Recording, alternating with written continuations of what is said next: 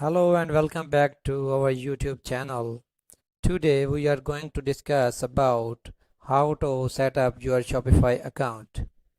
First of all, go to the www.shopify.com and go to the sign up. You will see the screen. At that time, skip these setups. We will discuss these later.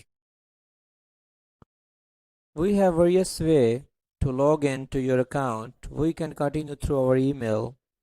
Put your email and a strong password contains symbol letters.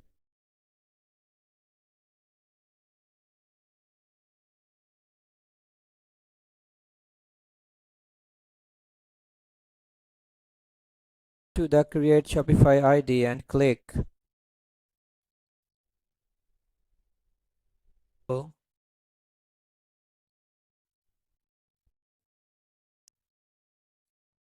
It will take some time.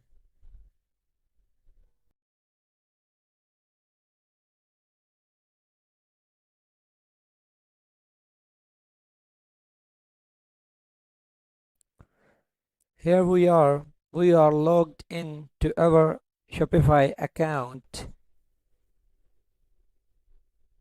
Thank you for watching.